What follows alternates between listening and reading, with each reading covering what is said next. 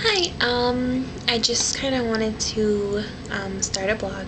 I recently went through some things that you know, I found some great things on YouTube, some great videos from people who have gone through this experience too, and I just wanted to um, start a blog about this situation, about my life. I think it's good if we share our different stories and everything. So here's my story.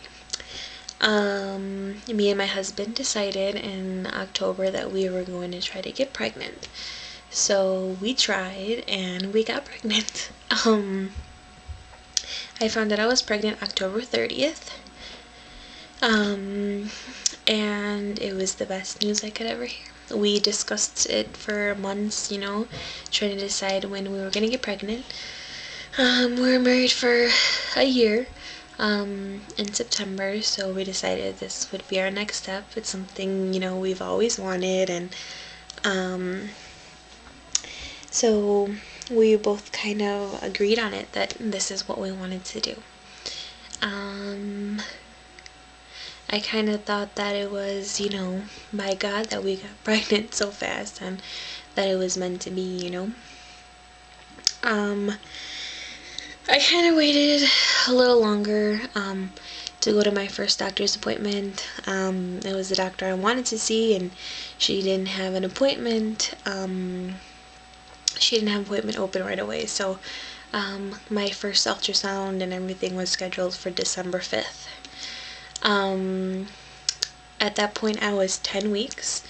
Everything was going fine. I felt fine. I had a little sickness like 2 weeks prior to my appointment, but I just really thought I had the flu or something like that.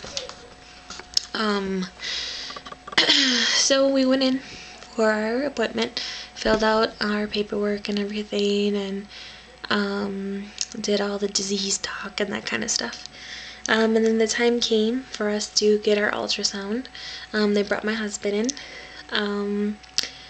And I could tell right away from my doctor's face that something wasn't right.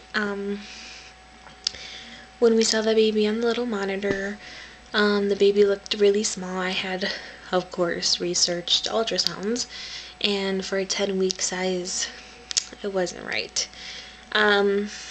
She then asked, if I had mistaken my dates or anything, and I said no, I keep pretty accurate records, and I knew when my last period was.